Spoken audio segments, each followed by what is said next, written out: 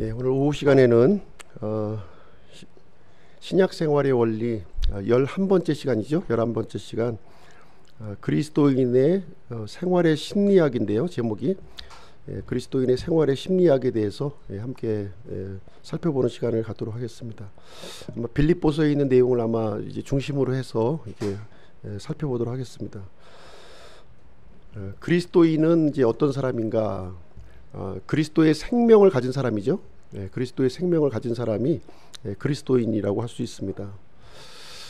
생명과 삶, 생명과 이제 생명이 있으면 이제 삶이 이제 이어지는데요.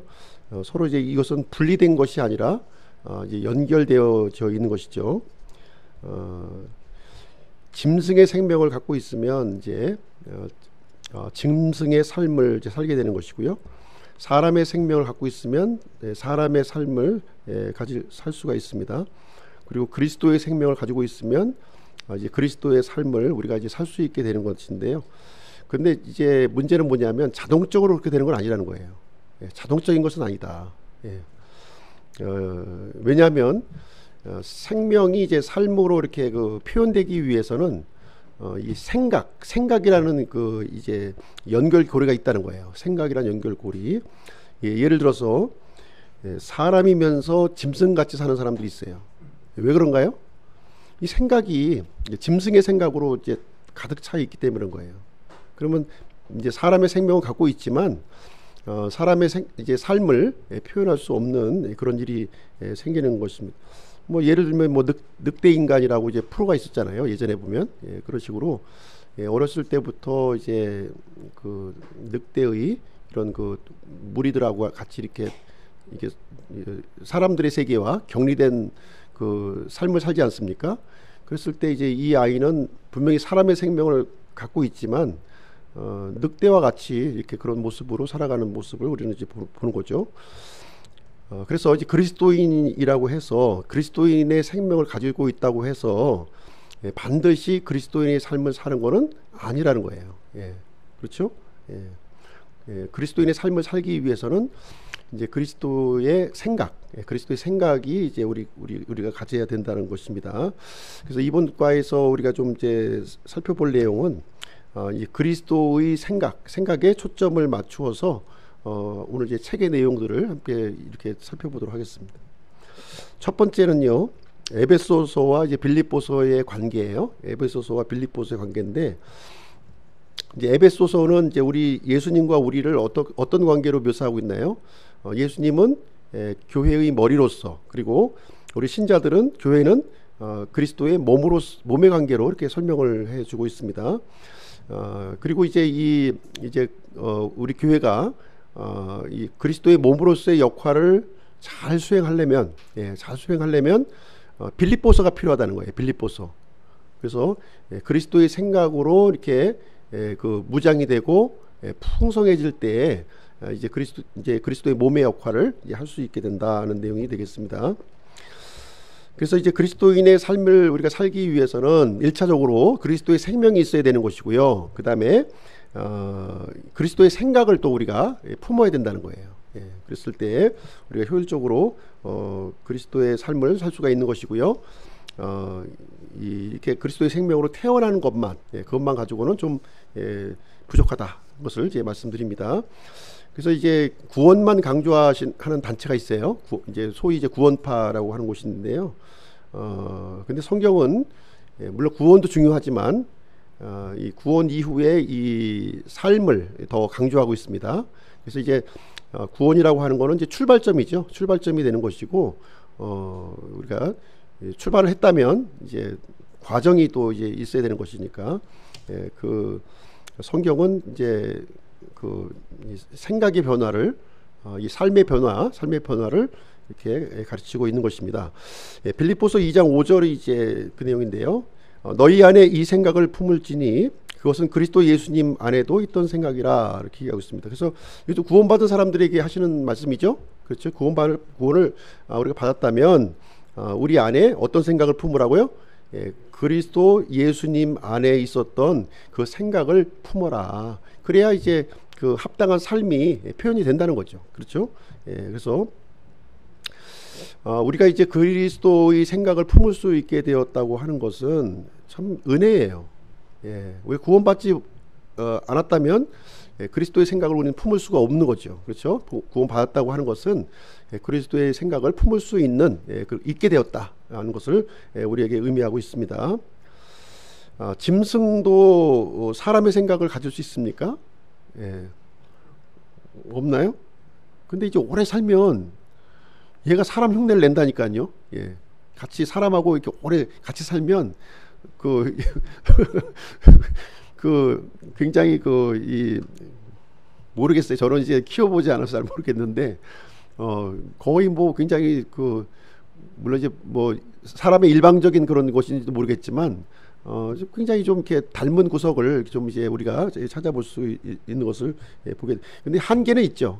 한계는 있습니다. 이렇게 사람의 상대는 되지 못하지만 그래도 어느 정도는 이렇게 같이 오랜 시간 동안 같이 이제 머물러 있게 되면 이상하게 사람을 마음을 이렇게 좀 읽는 것 같은 그런 것을 우리가 이제 발견하게 됩니다. 그래서 우리가 이제 그리스도 구원받는 순간 그리스도의 생명을 이제 받았고 이제 그리스도의 생각을 품을 수 있는 그런 이제 여건이 이제 마련되었다는 것입니다. 그럼 예수님은 어떤 분이신가요? 예수님은 성경에서 예수님의 모습을 보시게 되면 항상 이게 친절하시고, 그렇죠? 이미지가 항상 친절하시고 또 사려 깊으시고 또 이기적이지가 않으신 거죠. 이기적이 아니 이 땅에 오셔서 이타적인 삶을 사셨어요. 그죠?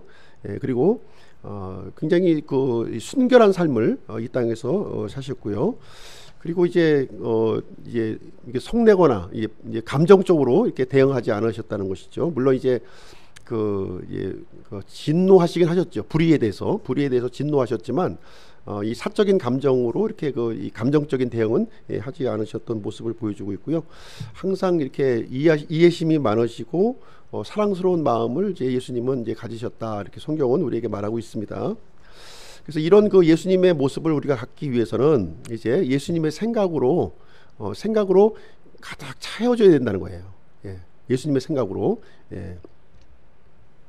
오전 시간에 이제 우리가 이제 살펴본 내용이 요셉이 거룩한 갈망을 가졌다, 이렇게 얘기했잖아요. 거룩한 갈망. 이 거룩한 갈망을 이렇게 했을 때 하나님께서 이 하나님의 생각으로 우리를 채워주신다는 거예요. 그래서 하나님의 생각을 지배받도록 이렇게 하는 삶을 우리가 살게 되는 것이죠. 이 거룩한 갈망, 이것이 이제 거룩한 갈망을 어떻게 보면 이제 그리스도의 생각이라고 할 수 있는 겁니다. 그리스도의 생각이라고 할 수 있는 것이죠. 그래서 그리스도의 생각으로 우리가 이제 우리 마음 속에 풍성해질 때, 가득 채워질 때, 이제 그리스도인의 삶을 우리가 이제 자동적으로 살게 되는 겁니다. 자동적으로. 자, 두 번째로 우리가 이제 볼 내용은 무엇이냐면요. 두 번째 내용, 생각이 삶을 결정한다는 겁니다. 생각이 삶을 결정한다. 자, 우리가 생각하는 것을 이제 행동에 옮기게 되죠. 우리 생각지도 않았는데 그것을 행동으로 옮기는 경우는 많지 않아요. 그렇죠? 우리 생각한 것을 행동으로 옮기게 됩니다. 그래서 우리가 무엇을 생각하고 있느냐, 내가 어떤 생각으로 내가 이렇게 지배를 받고 있느냐 하는 것은 대단히 이제 중요한 내용이죠. 왜냐하면 그것이 행동으로 표현되기 때문에 이제 그렇게 됩니다. 만약에 내가 이기적인 생각을 계속 품고 있다, 그러면 이기적인 행동이 나올 수밖에 없는 거예요. 그리고 내가 이제 어떤 이 불순한 생각을 갖고 있다, 그러면 당연히 불순한 행동으로 이렇게 연결지어지는 것이죠. 그리고 짐승의 생각을 자꾸 품는다, 내가. 짐승의 생각을 품는다면 그래서는 안 되겠지만 이 짐승의 행동이 또 나오게 되는 겁니다. 그래서 우리가 이제 이 하나님의 생각, 그리스도의 생각을 이렇게 품게 되면 우리는 그리스도와 같이, 하나님과 같이 행동하고 말할 수 있게 되는 것입니다. 사실상 우리가 이제 이 생각을 넘어서 행동한다는 게 쉽지는 않아요. 이 생각의 수준에 의해서 우리의 이 삶이 결정되어지는 것을 우리가 이제 볼 수가 있고요. 잠언 23장 7절 한번 읽어보겠습니다. 잠언 23장 7절 시작. 그가 자기 마음속으로 생각하듯이 실제도 그러한즉 그가 내게 먹고 마시라 할지라도 그의 마음은 너와 함께 하지 아니하느니라. 그래서 자기 마음속으로 이게 생각하는 것, 그것이 실제 그 사람의 모습이라는 거예요.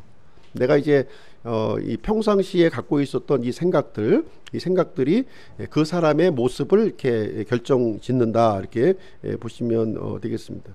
내가 평소에는 이 짐승의 생각으로 가득 차 있는데, 그렇죠? 근데 갑자기 뭐 인간다운 삶을 나오는 것을 기대할 수가 없다는 것입니다. 그래서 우리가 인간다운 삶을 우리가 살기를 원한다면 어떻게 해야 돼요? 인간다움이라고 하는 이 생각을 계속 품는 거예요, 내가. 인간다움이 무엇인가? 이것을 자꾸 이제 이 생각하고 연구하고 탐구하고 하게 되면 그것이 인간다움으로 이렇게 나오는 겁니다. 그렇죠? 마찬가지로 우리가 그리스도인의 삶을 살기를 원합니까? 그렇다면 그리스도다움이라는 것이 무언가, 이것을 자꾸 말씀을 통해서 우리가 연구하고 탐구하고 또 생각을 하라는 거예요. 그러면 그것이 이제 삶으로 연결되어진다는 것을 우리에게 얘기해 주고 있습니다. 그래서 우리가 그리스도의 생각을 품고 있지 않으면서 이제 난 그리스도의 삶을 살고 싶다, 이거는 안 된다는 거예요. 내가 살고 싶다면 그리스도의 생각으로 내가 평상시 이렇게 풍성하게 거하는 그 성결 조건이 우리에게 필요하다는 것을 얘기해 주고 있습니다. 그러면 그리스도의 생각이 무엇이냐? 이제 세 번째, 그리스도의 생각에 대해서 한번 좀 말씀드리도록 하겠습니다. 예수님의 삶도 역시 예수님의 생각이 이렇게 표현된 거예요. 그렇죠? 예수님의 생각이 이렇게 예수님의 삶으로 이게 표현된 것입니다. 그래서 예수님의 이 생각을 우리가 소유한다면, 우리 예수님의 생각을 소유한다면 우리도 그것을 삶으로 표현을 해낼 수 있다는 것을 얘기해 주고 있습니다. 1차적인 조건이 이제 구원이고요. 그 다음에 예수님의 생각을 우리가 품을 수 있게 되는 것입니다. 근데 이제 한 가지 또 생각해 볼 수 있는 건 뭐냐면, 내가 그리스도의 생각이 없어요. 그리스도의 생명이 없어요. 지금 내가 구원받지 못한 상태인데 그리스도의 생각을 갖고 싶어. 그 가능할까요? 이게 가능하지 않다는 거예요. 일단 그 구원을 먼저 받아야만 그리스도의 생각을 품을 수 있다는 거죠. 근데 이 구원받지 않고서 그리스도의 생각을 품으려고 하면 어떻게 됩니까? 그것이 율법이라 해야 돼요. 율법. 그 율법이 되는 거예요. 율법. 이게 자동적으로 나오지 않고요. 억지로 나오게 되는 거예요. 억지로 이제 나오게 되는 현상이 일어나게 되는 것이죠. 그러나 예수님의 생명이 있다면 우리는 이제 예수님의 생각을 우리가 품을 수가 있게 되는 것이고요. 그것이 삶으로 나타나게 된다는 것입니다. 근데 이것이 이제 자동적으로 되지 않는다고 우리가 말씀드렸어요. 자동적으로 되지 않기 때문에, 왜냐하면 그리스도의 생각과 내가 갖고 있는 기존의 이 생각이 항상 충돌하기 때문에 그런 거예요. 충돌이 일어나는 것이죠. 그래서 이제 내가 갖고 있던 이 생각을 그리스도의 생각으로 굴복시킬 때 가능해지는 것입니다. 그것을 얘기해주고 있는 것이고요. 예를 들어서 이제 여기 책에서는 어떻게 설명을 해주고 있냐면, 이렇게 이 컵에 물이 들어있잖아요. 컵에 물이 들어있으면 이 컵 안에는 이제 이 컵인데요. 이제 보이진 않죠. 여기가 물이 얼마나 들어있는지. 이 컵이 있으면 물이 있고요. 나머지는 이제 공기로 채워진다는 거예요. 공기.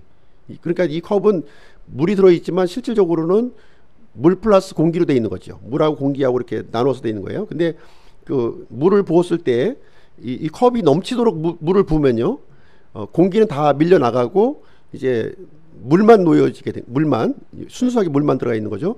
예, 마찬가지예요. 그래서 우리가 평상시에는 이 예수님의 생각과 육체의 생각이 같이 이렇게 혼합되어 있어요. 그러나 예수님의 생각으로 이렇게 물을 부어서 이렇게 넘치도록 붓게 되면요, 육체의 생각은 이렇게 밀려 나가 버리고 이제 그 물이 나를 지배하는 것처럼 그와 같은 현상이 일어난다는 거죠. 그래서 예수님의 생각들로 내가 이렇게 풍성하게 거하게 되면 육체의 생각들은 이렇게 밀려서 이제 없어져 버리고 이제 그리스도의 생각으로 지배받는 그런 삶을 살게 된다는 것입니다.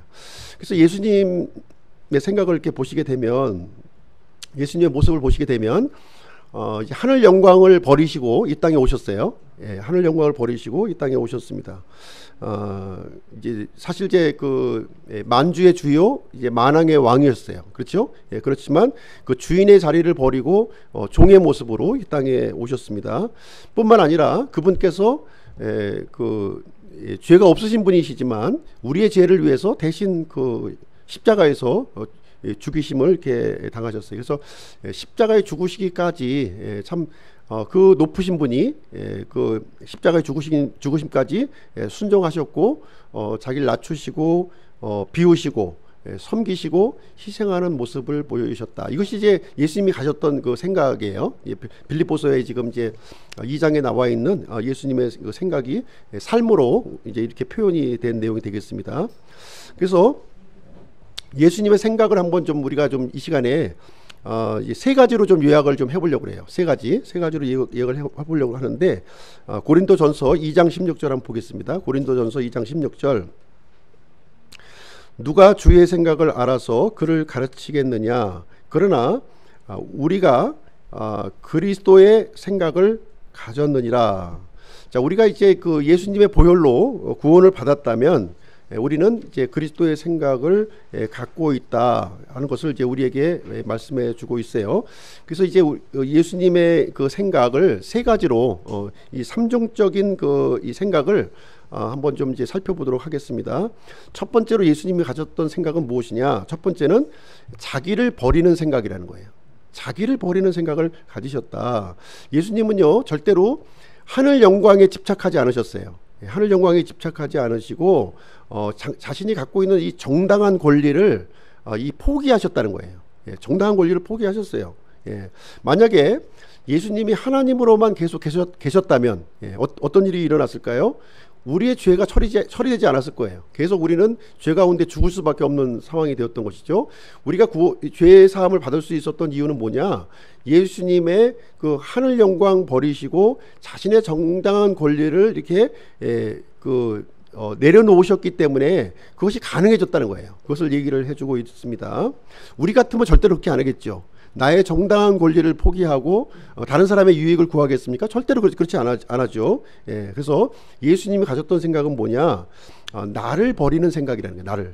나를 버리는 생각을 갖는 것이 바로 예수님이 가졌던 그 생각을 갖는 것이다. 이 얘기를 해주고 있어요. 그래서 우리가 예수님을 따르기 위해서는 반드시 필요한 게 뭐냐면 나를 버리셔야 돼요. 나를 안 버려. 이 예수님의 생각을 갖지 않고서는 예수님을 따를 수가 없어요. 만약에 따르려고 한다면 어떻게 되겠습니까? 율법이 되는 거죠. 율법이 되는 거예요. 내가 예수님께서 나를 위해서 버리신 것처럼 내가 나 자신을 버리는 그 예수님의 생각을 품었을 때에는 예수님을 자원하는 마음으로 내가 따를 수 있게 된다는 거예요. 이 얘기를 해주고 있습니다. 그래서 빌립보서 2장 5절로 8절 말씀 한번 읽어보도록 할게요. 빌립보서 2장 5절로부터 8절. 너희 안에 이 생각을 품을지니 그것은 그리스도 예수님 안에도 있던 생각이라. 그분은 하나님의 형체로 계심으로 하나님과 동등함을 강탈로 여기지 아니하셨으나 스스로 무명한 자가 되사 자기 위에 종의 형체를 취하시고 사람들의 모습이 되셨으며 사람의 모양으로 나타나사 자기를 낮추시고 죽기까지 순종하셨으니 곧 십자가의 죽음이라. 예수님의 이런 이 생각과 이런 그 삶을 통해서 우리가 구원받게 된 거예요. 죄에서 그 속박에서 노임을 받게 되고 이제 우리가 하나님께서 주시는 그 놀라운 은혜를 우리가 경험하게 되었다는 것입니다. 그래서 예수님의 생각, 나를 버리는 예수님의 생각을 내가 이제 가져야 되는 거예요. 이제 그걸 갖는 걸 얘기하는 거예요. 그게 예수님의 생각을 품는 것을 얘기하는 것입니다. 그래야만 예수님이 버리신 것처럼 나를 버려야만 그리스도다운 삶을 살 수가 있게 된다. 이제 이 얘기를 여기서 가르쳐 주고 있는 내용이 되겠습니다. 두 번째로 예수님의 생각은 어떤 생각이냐? 두 번째는 겸손한 생각이라는 거예요. 겸손한 생각. 겸손한 생각. 하나님께서 인간의 수준까지 내려오셨어요. 예, 인간의 수준까지 내려오셨어요. 예수님은 높으신 분이시지만 자신을 겸손하게 이렇게 낮추셨어요. 예. 그 하나님은 어떤 분이시냐면 교만한 자는 물리치시는 분이에요. 예, 겸손한 자를 받아주시는 분이에요. 그래서 그런 말씀처럼 예수님은 겸손한 모습, 겸손한 생각을 가지셨다고 하는 것이죠. 그래서 이 교만함이라고 하는 것은 예수님다운 생각이에요, 아니에요? 교만함은 예수님다운 생각입니까? 아니에요. 예수님다운 생각은 어떤 생각이에요? 겸손한 생각. 겸손한 생각이 예수님다운 생각이라는 거예요. 우리가 이 겸손한 생각을 이제 품을 때 예수님을 우리가 따를 수가 있고요. 예수님다운 그런 삶을 살 수가 있는 거예요. 그리스도의 삶을 난 교만한 마음을 품고 있어. 계속 마음속에 교만한 생각을 막 품고 있어. 그러면서 이 그리스도의 삶을 살 수 있어요, 없어요? 불가능하다는 거 이거는요. 마치 짐승의 생각을 품고 있으면서 인간다운 삶을 인간다운 삶을 살아야지 생각하는 거 똑같은 거예요. 이거는 내가 교만한 생각을 갖고 있으면서 그리스도의 삶을 내가 살아야지 하는 거는 똑같은 거예요. 그거랑. 예. 그래서 내가 겸손한 생각을 품어야만 그리스도의 그 삶이 가능해진다는 거예요. 그제서야. 예, 그 얘기를 해주고 있습니다. 세 번째 그리스도의 생각은 뭐냐? 세 번째는 부당하게 고난받는 생각이라는 거예요. 부당하게 고난받는 생각. 예. 예수님은 이 땅에 왜 오셨습니까? 섬김을 받으러 오셨나요? 아니죠. 예수님은 섬기러 오셨어요. 이 땅에.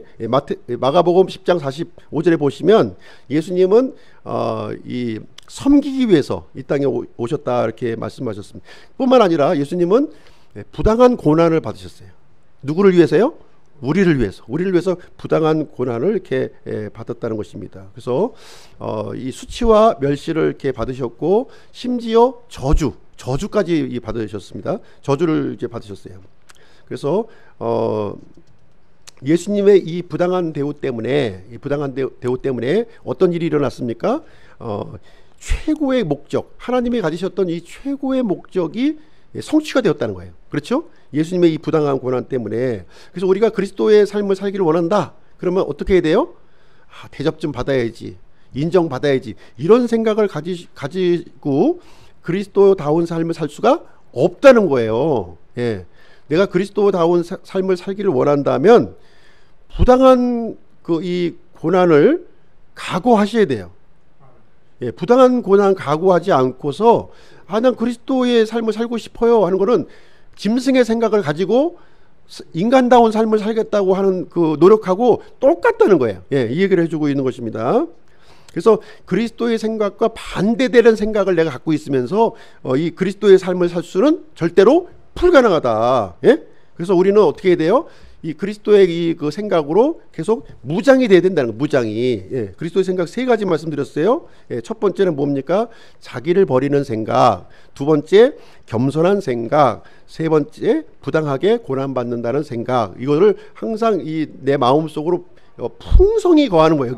여기에 풍성히 거하면 그리스도의 삶은 자동적으로 나오는 거예요. 자동적으로. 내가 율법처럼 노력해서 나오는 것이 아니라 이 생각이 삶을 이게 표현하는 것이기 때문에, 예? 무슨 얘기 아시겠죠? 생각을 어떤 생각을 갖고 있냐 하는 것은 굉장히 중요한 거예요. 나는 그냥 계속 그 짐승의 생각에 노출돼 있어. 그러면서 나는 그 인간의 삶을 살려고 해. 안 된다는 거예요, 그거는요. 예. 그래서 우리 그리스도인들이 그런 마음을 갖고 있는 거예요. 그리스도의 생각을 품고 있지 않으면서 난 그리스도의 삶을 살아야지, 이렇게 노력하는 거예요. 이것이 바로 율법이라는 거예요. 이거는 그리스도의 삶이 아니라는 것이죠. 이것을 얘기해주고 있습니다. 그래서 네 번째로 우리가 보실 내용은 무엇이냐면 그리스도의 삶의 원리예요. 그리스도의 삶의 원리를 이제 좀 보시게 되면 그리스도의 그 삶의 원리는 한마디로 얘기하면 갈보리 십자가에 그대로 녹아 있는 거예요. 갈보리 십자가에 그대로 녹아져 있다, 이렇게 보시면 되겠습니다. 우리가 갈보리 십자가 때문에 구원 받았습니까? 예, 이 그리스도의 삶의 이 원리는요, 이 갈보리 십자가에 아주 그냥 그 엑기스가 녹아 있는 그런 상황이 이제 되겠습니다. 그래서 이 갈보리 십자가가 이제 그 어느 날 갑자기 예수님이 십자가 지신 게 아니에요. 예. 어느 날 갑자기 지신 것이 아니라 그리스도의 생각이 이 계속해서 이렇게 농축되고 집약되고 그래서 최고의 그 절정의 표현이 바로 갈보리 십자가라는 거예요. 예수님의 이 생각이 이게 그 응축되고 녹아지고 이것이 그냥 결집이 되어서 그 결정체가 바로 이 갈보리 십자가다.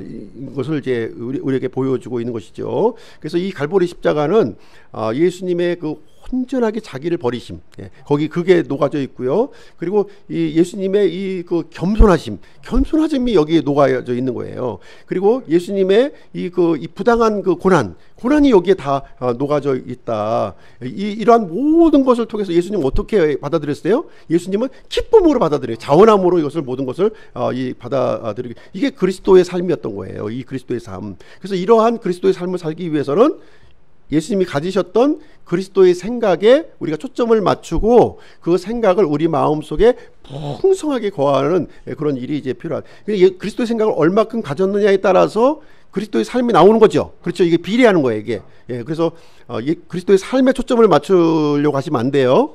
이거는 모방하는 겁니다. 모방하는 것이고요.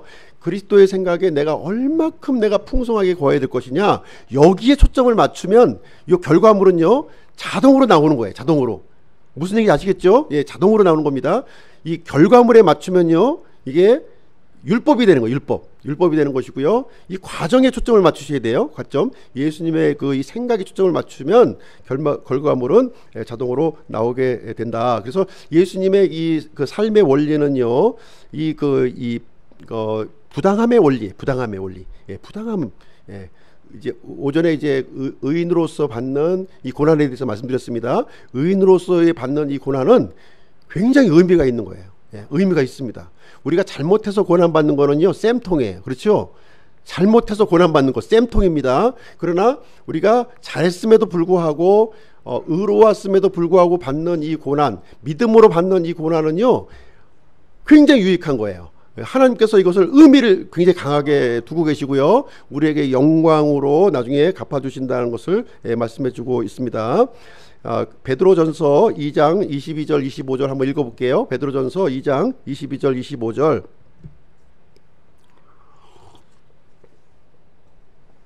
제가 읽어드리겠습니다.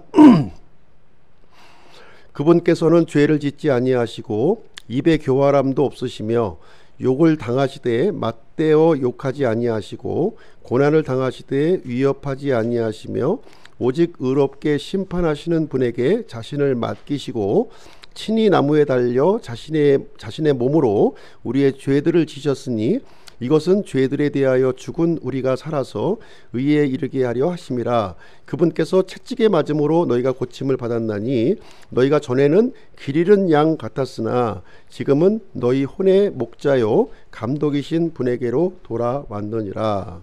자, 예수님의 이 부당한 이 고난 때문에 우리는요 흉악한 죄에서 구출을 받게 된 겁니다. 그렇죠? 그래서 우리 이 구원받은 성도들도 이런 동일한 원리, 동일한 원리로 살아야 될 것을 우리에게 가르쳐주고 있습니다. 그래서 다섯 번째로 우리가 볼 내용은 그리스도인의 소명이라는 거예요. 그리스도인의 소명. 그러니까 우리 그리스도인의 소명인 요 세 가지에 초점 맞추시면 되는 거예요. 그리스도께서 가지셨던 이 세 가지 생각, 이 삼중적인 생각에 이제 우리가 여기에 부르심을 받았다 이렇게 보시면 됩니다. 첫 번째, 나를 버리는 생각.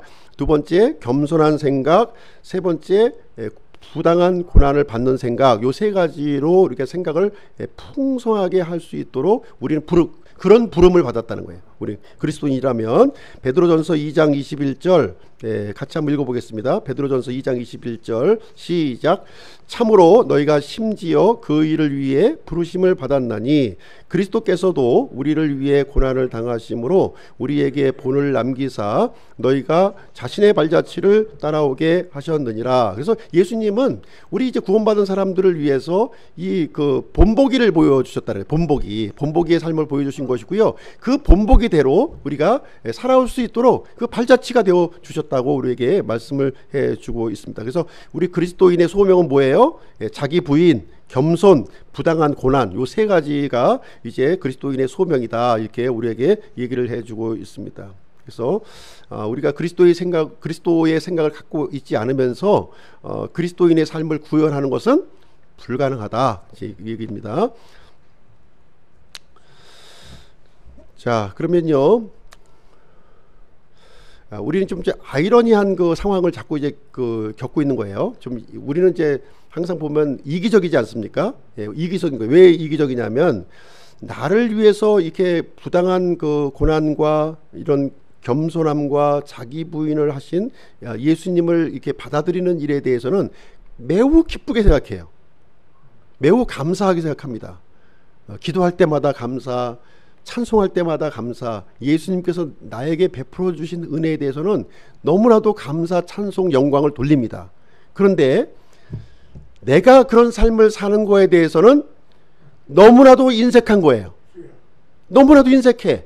나는 전혀 그런 삶을 살고 싶은 생각이 없어. 근데 예수님이 나를 위해서 해주신 것은 땡큐야. 다른 사람을 위해서 그런 삶을 내가 사는 거에 대해서는 노 땡큐야. 그건 내 일이 아니야. 이렇게 이율배반적인 삶을 살아가고 있다고 하는 사실이에요. 예수님은요, 단순히 우리를 구원해 주신 것으로만 끝나시는 게 아니라는 거예요.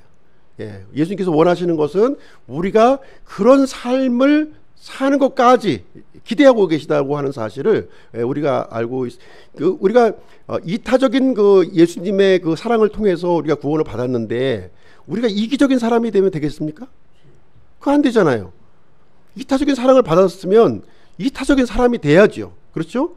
이타적인 사랑이 부어졌으면 그 이타적인 사랑을 우리가 흘려보내야죠. 그렇죠? 그 소명이 우리에게 있다는 것을 얘기를 해주고 있습니다. 우리가 은혜 안에서 구원을 받았다면 그 은혜 속에 살아가야 되는 것이고요, 은혜를 또 흘려보내는 그런 삶을 살아야 되는 것입니다.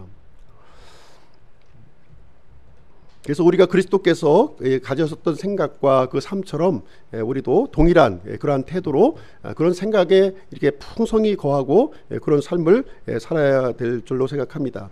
근데 이제 어쨌든 우리가 보시면 이제 예수님의 이 생각에는 참 미치지 못하지요, 사실은요.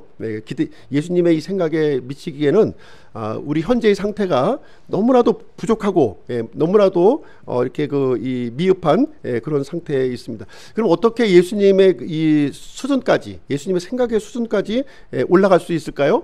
방법은 다른 게 없어요. 예수님의 생각을 계속해서 품는 거예요.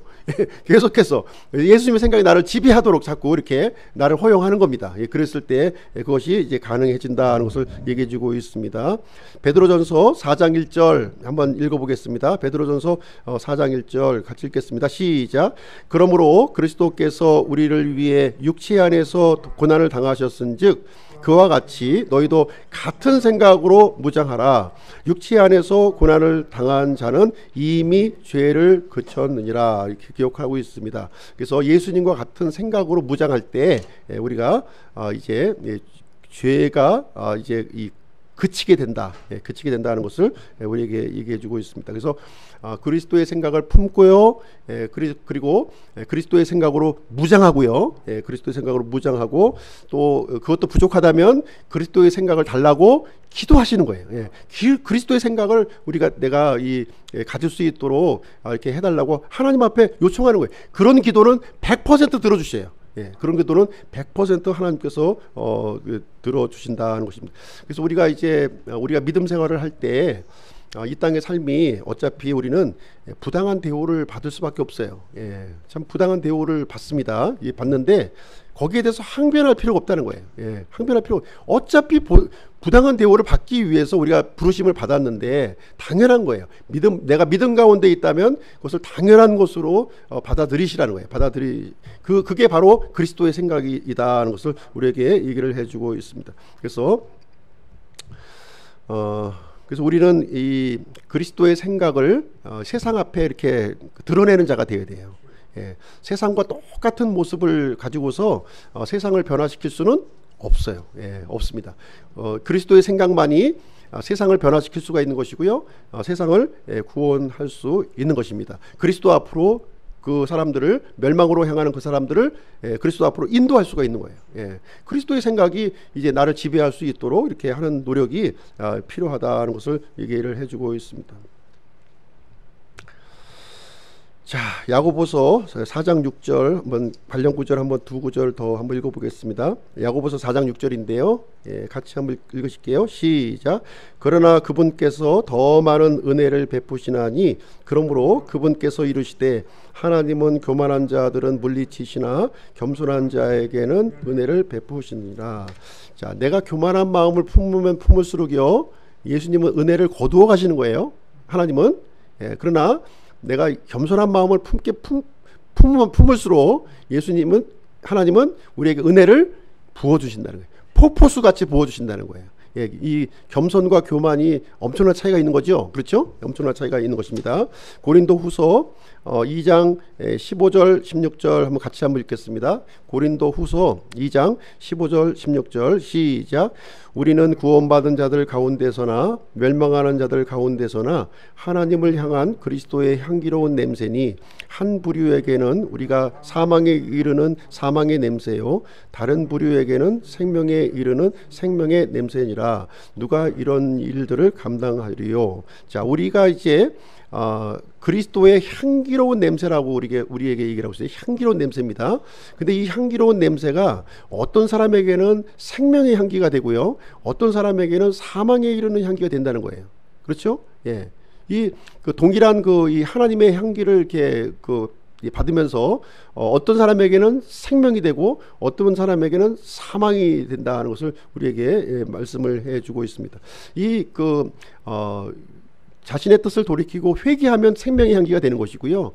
회개하기를 거부하고 계속 마이웨이를 고집하는 사람들은 사망의 향기가 될 수밖에 없는 겁니다. 오늘 이제 아침에 얘기했던 잠 맡은 자와 빵 굽는 자, 동일한 적용이 이루어지게 된다, 이렇게 보시면 되겠습니다. 자, 결론을 좀 드리도록 하겠습니다. 결론. 그리스도의 생각을 나의 것으로 만들 때 그리스도의 삶을 우리가 구현할 수가 있다는 겁니다. 그래서 그리스도의 생각을 품는 것이 대단히 중요한 거예요. 굉장히 대단히 중요한 겁니다. 그래서 우리가 이 땅의 삶을 살아가면서 여러 가지 힘들고 어려워요. 힘들고 어렵습니다. 그렇지만 특별히 우리를 믿는 사람으로 이렇게 불러주셨고요. 그리스도인으로 이 땅에 우리를 불러주셨습니다. 그런데 세상 사람과 똑같은 이런 이 삶의 방식과 이런 태도를 가지고서는 우리가 세상을 변화시킬 수가 없습니다. 하나님의 영광을 드러낼 수가 없어요. 그래서 우리는 이 그리스도께서 어떠하심과 같이 우리도 어떠하심이 되어야 되는 것이고요. 그리스도의 생각이 이제 품은 것처럼 우리도 그리스도의 생각을 우리가 품고 무장해야 될 줄로 생각을 합니다. 그랬을 때 그 생각이, 그리스도의 생각이 나의 몸을 통해서 이렇게 표현이 되게 되는 것이고요. 그것이 바로 이제 그리스도인의 삶이요, 신약 생활의 그 삶이다, 이렇게 하는 것을 우리에게 가르쳐 주고 있습니다.